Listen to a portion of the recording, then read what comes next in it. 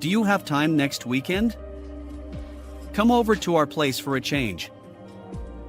I accepted my son Paul's invitation and looked forward to that day. However, on that day, I received a text from Paul. He had an urgent matter but assured me he'd be back soon, so he wanted me to relax there in the meantime. I took a train and a taxi, finally arriving in front of their house. But when I pressed the intercom, the door didn't open immediately.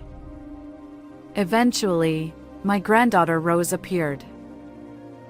"Hi, Rose!" She urgently motioned for me to come closer. Just a moment. Come this way. "Ha. Just a moment?" For some reason, Rose seemed flustered and pushed me into the storeroom. Grandma, escape through the back door quietly so Mom can't find you. Even when I asked why, Rose only said it was necessary to avoid getting caught by her mom and then went back to the living room. I assumed we were playing hide-and-seek and decided to stay put. Just then, my son's wife, Lynn, emerged from the bathroom right in front of the storeroom. Rose, hasn't your grandma arrived yet? Not yet. Lynn clicked her tongue and started making a phone call. That hag hasn't shown up at all. Can't even keep time. It's the end for her. It's time for the generational shift, I suppose. Wait, was she referring to me as that old hag? But the shocking revelation didn't end there. Lynn began sharing something truly unexpected. I am Amelia River. Today, it's a sunny holiday, and I can hear birds chirping outside my window. I open the curtains, tidy up my appearance, and head from the overly spacious bedroom to the smaller room in the back. As I open the door, there's my late husband's smiling portrait. He passed away in an accident a few years ago. At the time, I was devastated and couldn't function, but with encouragement from my son Paul and his wife Lynn, I've managed to lead a normal life as a full-time employee. Above all, I mustn't falter here, especially for my granddaughter Rose, who's now in elementary school. I clasped my hands in front of the portrait and closed my eyes. May you rest peacefully in heaven, my dear husband, who worked so hard to build this beautiful, spacious house for us. After lightly dusting the portrait, I made my way to the living room. This room is decorated with artwork from a floral arrangement class I attend with neighbor friends. It's my current hobby.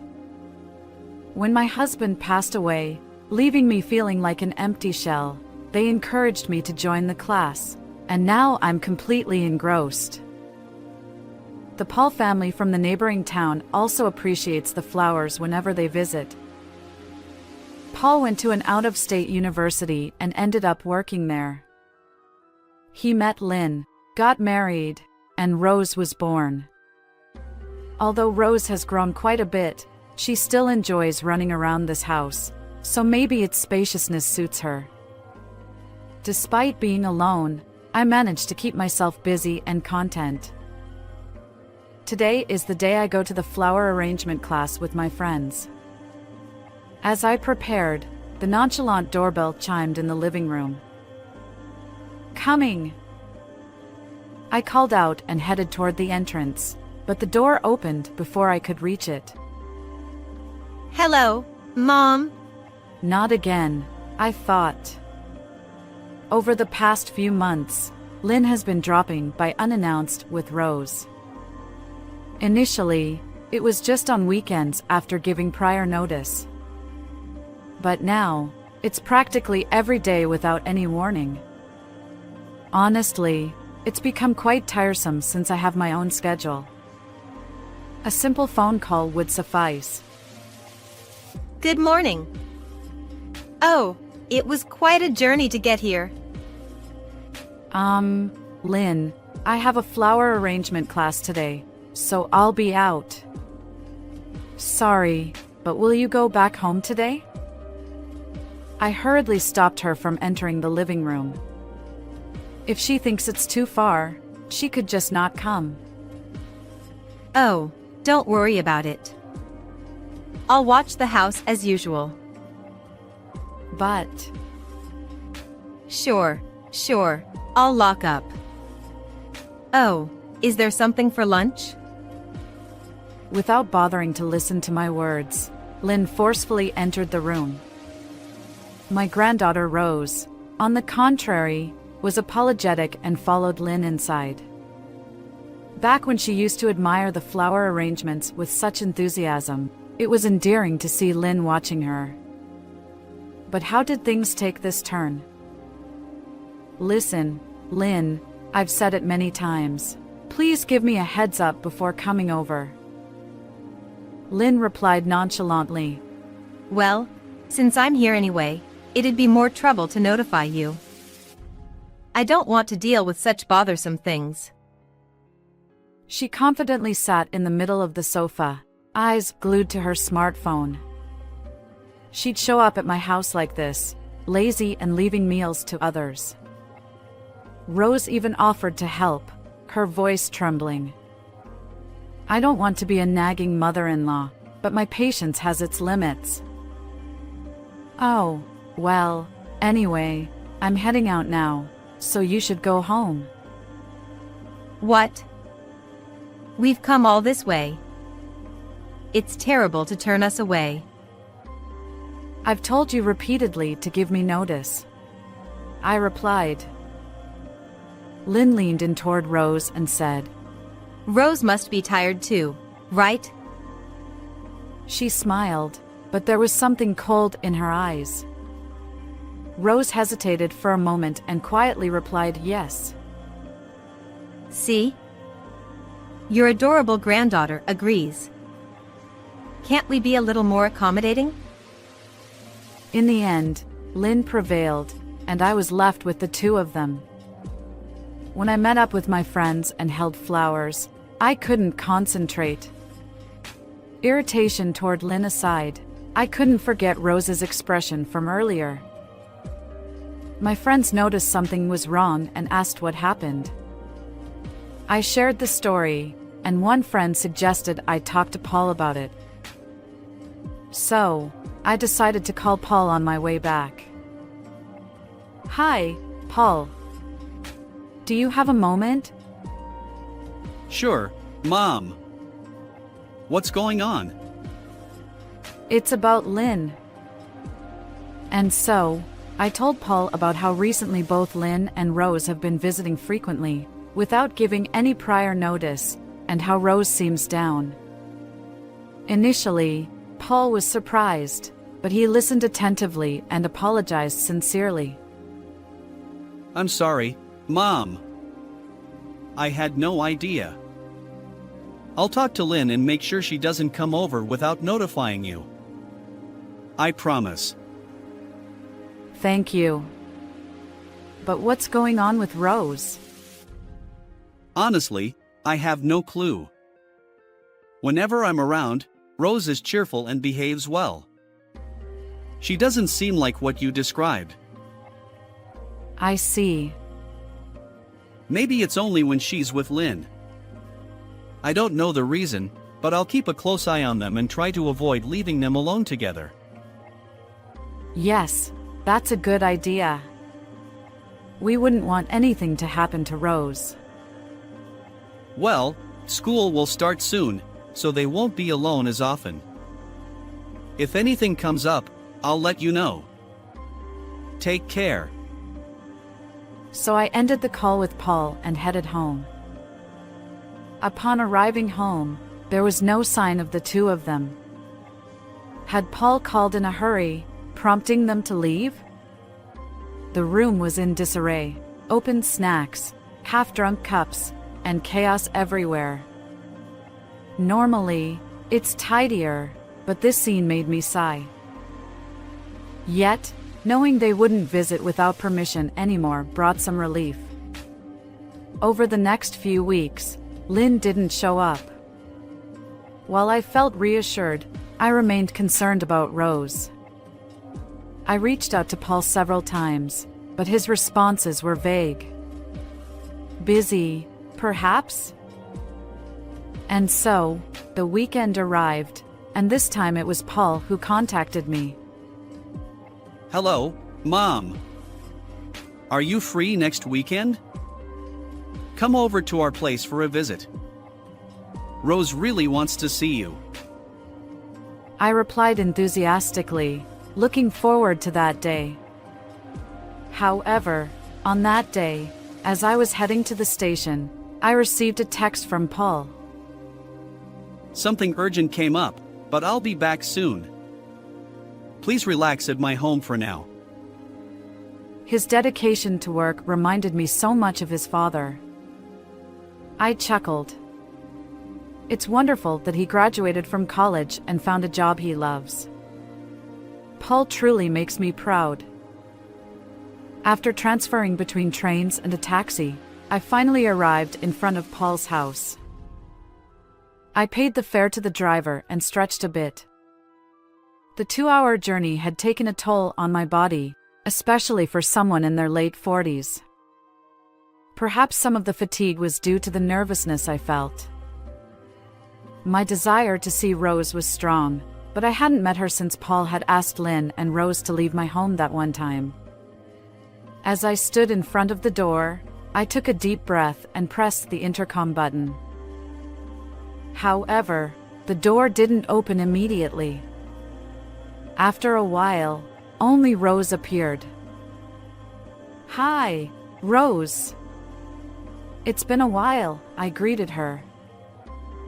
Grandma. Not now. Come this way. Rose replied, sounding flustered. "What do you mean, not now?" "Rose?" For some reason, Rose urgently pulled my hand and led me into the storage room. Her serious expression was quite unusual for an elementary school kid. She whispered, Grandma, hide through the back door. Quietly. I followed her instructions, still feeling confused. Was this some kind of hide-and-seek game? I stayed put, waiting. Then I heard the sound of the bathroom door opening, and Lynn's voice reached me. Didn't your grandma arrive? She asked Rose. Peeking through the gap in the storage room, I saw Rose shaking her head vigorously, and Lynn responding with an annoyed gesture. They were having a silent exchange. Lynn then took out her smartphone and began talking to someone. Hello? I'm sorry it took me so long to call you. I can only chat for a little longer, though. Such a shame. Their conversation continued, touching on topics like last night's dinner and how busy work had been. Lynn must have been on the phone with a friend. Perhaps that's why she hadn't come to the front door when I rang the intercom. It might be a little awkward, but I couldn't just stay in the storage room forever. So, when I started to move, I heard Lynn talking. Seriously, that old hag hasn't shown up at all. Can't even keep time. She's done for. It's time for a generational shift. I froze in place. Was she talking about me as the old hag?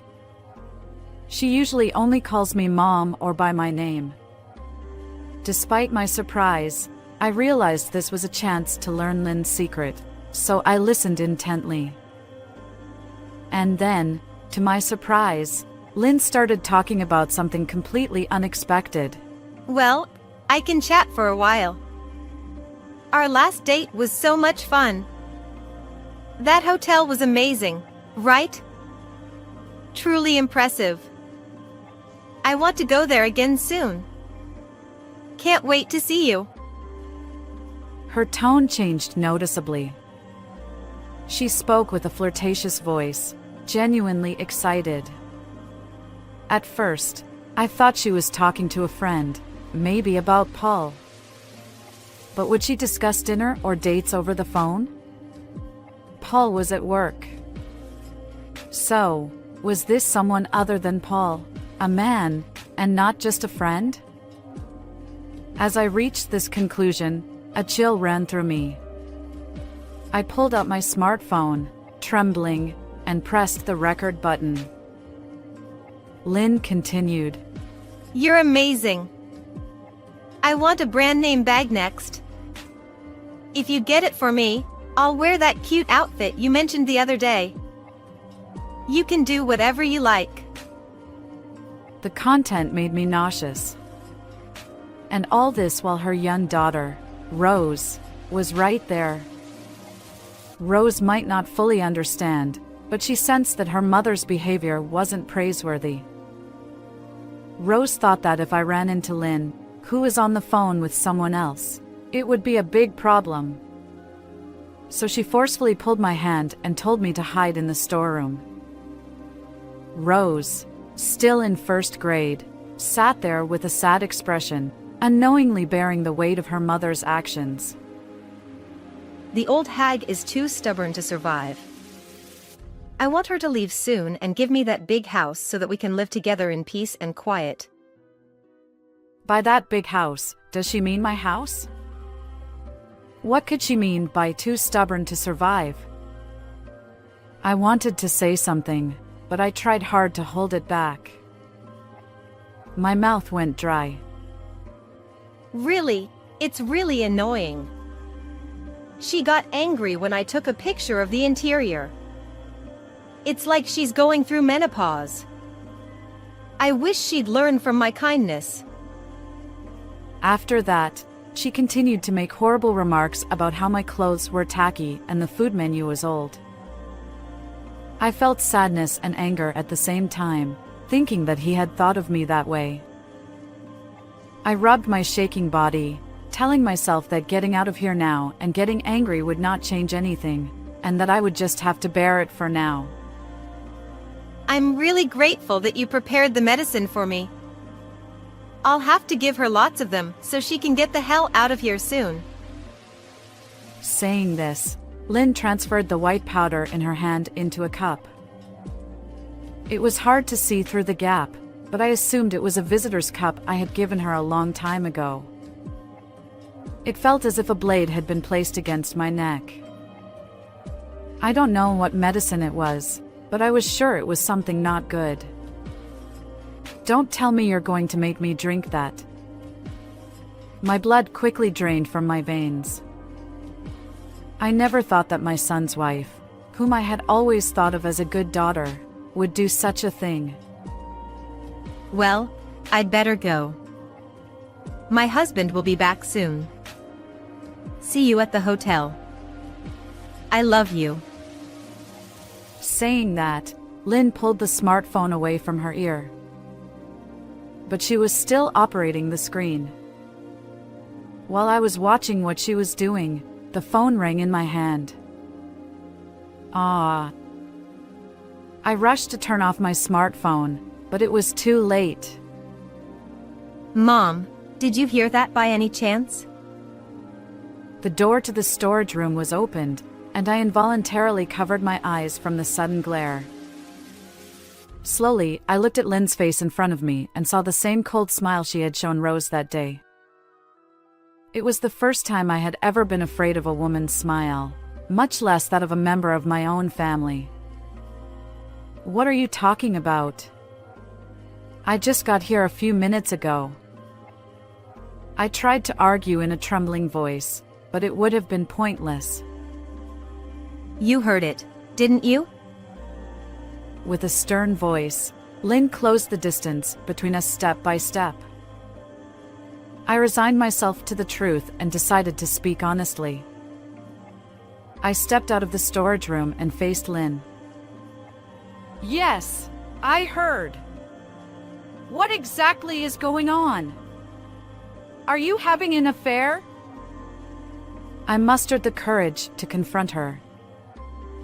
Honestly, I was trembling with fear, but I needed to confirm the facts. My body tensed up, and my palms grew sweaty. Honestly, why are you taking this so seriously? The person I was talking to earlier is just a friend. It's all a lie. Please forget about it. Lynn laughed through her nose, deliberately making it seem forced. But it can't be dismissed as a joke. I heard the entire conversation earlier. You only heard my voice, didn't you? You can't possibly know who the person on the other end of the phone was. Accusing me of having an affair is harsh. Then who are you talking to? Look, it was just a friend. Can we drop it now? She answered with annoyance and immediately picked up her smartphone, not even sparing a glance in my direction. Despite the conversation content making it clear that it wasn't just an ordinary friend, I felt underestimated. Well, what about the negative comments you made about me earlier? Was that a joke too? I never said anything like that. Your paranoia is off the charts. Cut it out. Do you have any evidence? Well, without evidence, stop making baseless accusations. I'm not having an affair.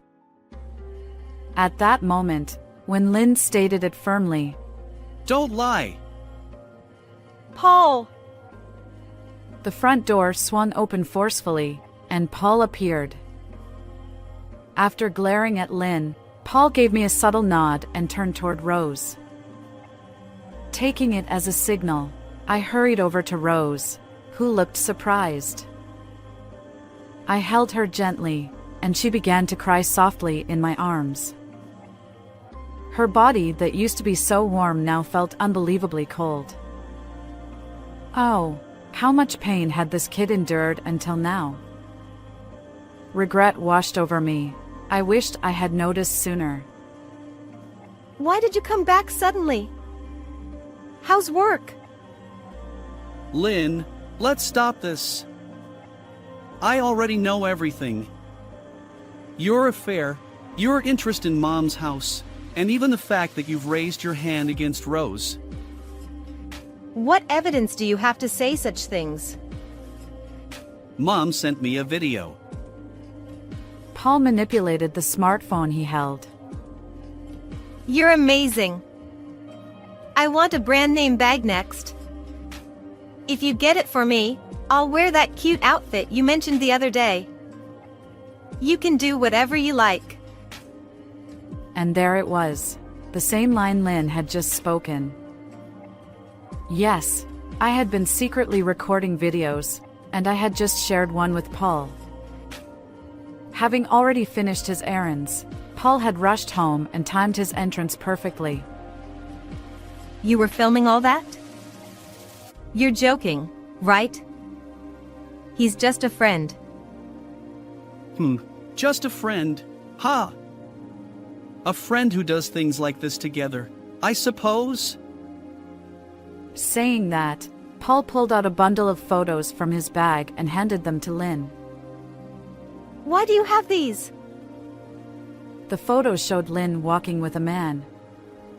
The man's hand rested on Lynn's waist, and her profile didn't look displeased. In fact, quite the opposite. Moreover, the building in the background was a hotel. It was clear that this wasn't just an ordinary friendship.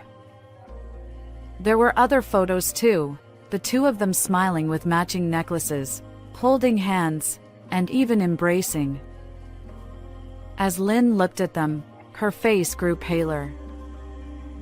I knew, Lynn.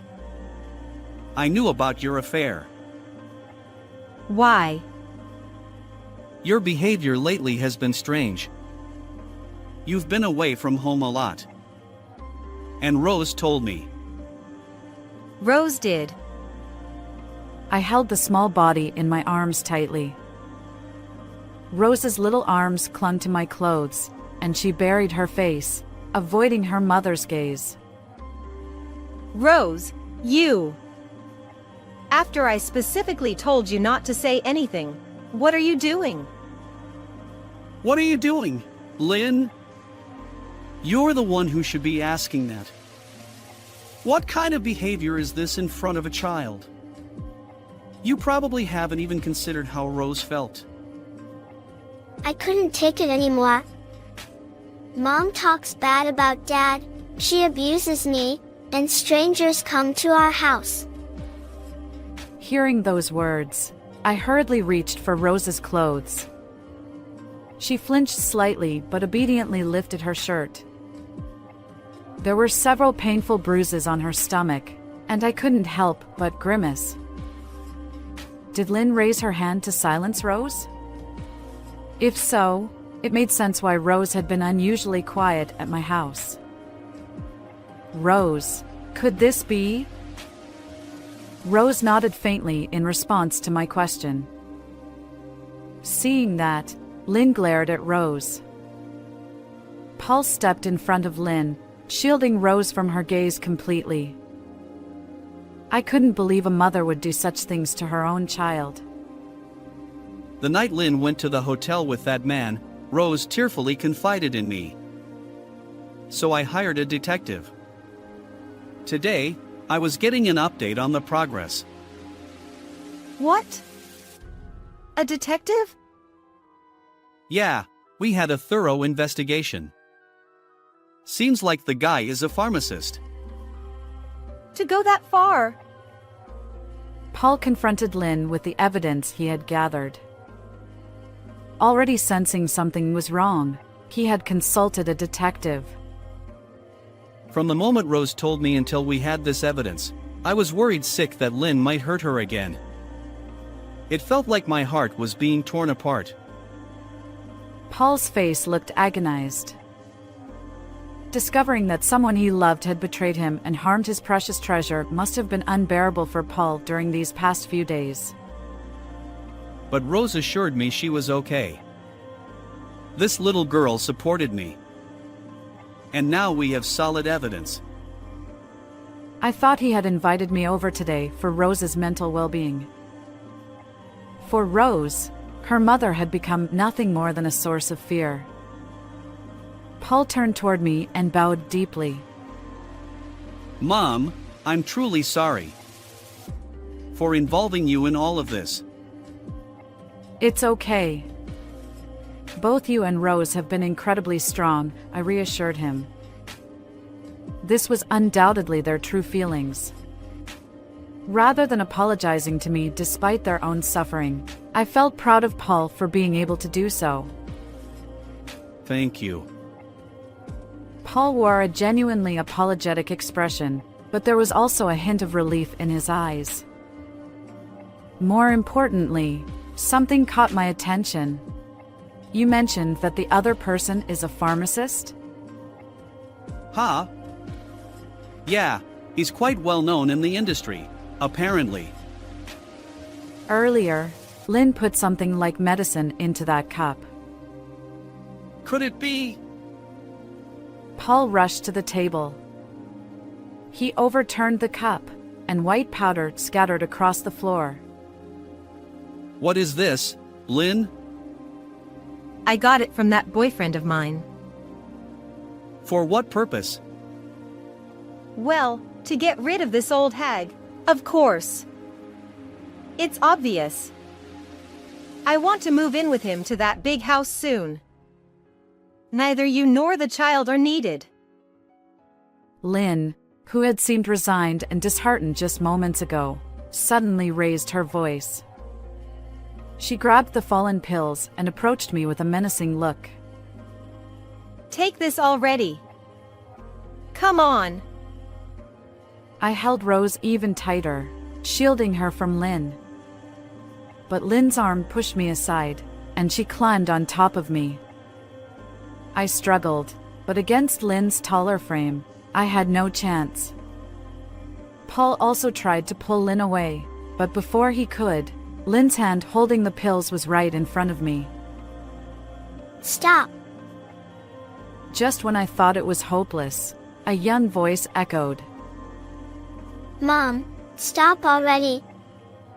You can hit me if you want. You can do anything to me. Just don't hurt Grandma. Rose. Lynn froze, turning her attention toward Rose. Rose stared straight back at Lynn, her legs trembling like a frightened fawn. I love you, Mom. You used to be so kind. But I don't like you these days. I don't like the way you treat Grandma. Please go back to the way you used to be. Rose had been holding back her voice until now, but she finally raised it and burst into tears. She crumpled her face, releasing all the pent-up emotions. Lynn witnessed the scene and opened her mouth to say something, but instead, she sank to the ground as if resigned. No matter how wicked a mother's actions might be, they are vulnerable to a heartfelt cry from their kid. I've called the police now. That medication must be dangerous. They'll investigate it properly. We'll get more details through the police. Paul put his smartphone back in his pocket and lifted Rose, who was still crying. He comforted her by patting her back. Rose knew about your behavior, but she didn't tell me because she thought it would make me sad. The day she told me, she also said, "I'm sorry, Dad." Think about what that meant. Rose. Lynn reached out to pet Rose's head, but stopped halfway. It was probably for the best. She had learned firsthand how a morally compromised mother could affect her kid. In the days that followed, a detective hired by Paul provided irrefutable evidence of Lynn's infidelity. Initially resistant to divorce, Lynn eventually accepted it, and both she and her lover were arrested. They were going to murder me, inherit that house, and then do the same to Paul, and then remarry in the clear. Their greed had driven them to commit a crime. Well, even if they paid for their sins, the alimony and child support would wipe out their inheritance and income, making it impossible to live in a mansion. The medication they tried to force on me turned out to be harmful, as suspected. The male pharmacist had apparently taken it without authorization. If I had taken it, perhaps I would have gone to my husband after all. When I jokingly mentioned this to Paul, he replied, "Mom, I'm really sorry about this. Hey, how about living with us from now on? Being alone must be tough for you, especially for Rose's sake." Now, in addition to the colorful flowers, I live with my loved ones. The overly spacious house was quickly filled with the two's belongings, and there was no trace of the lonely space. Today, as always, I kneel in front of my late husband's photograph in the small room. It seems I'll be joining him in heaven a little later. Right now, I'm incredibly happy. Will you forgive me, darling? I talked to him in the photograph. From the window of the small room, I can see Rose playing energetically with Paul. I suddenly recall that day, the day Rose did her best to protect me, defied Lynn, and thought so much about Paul. After the incident, there were nights when her emotions were unstable, and she would burst into tears. But now, she's a cheerful first grader, back to her old self.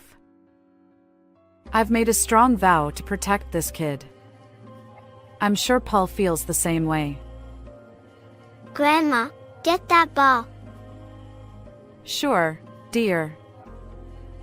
I step out into the yard, ball in hand, heading toward Rose. She giggles, her pure smile directed at me. I can't help but pull her into a tight hug. Her warm body feels different from that day. A profound happiness envelopes me. How did you find this story? Don't forget to subscribe to the channel. Until next time in the next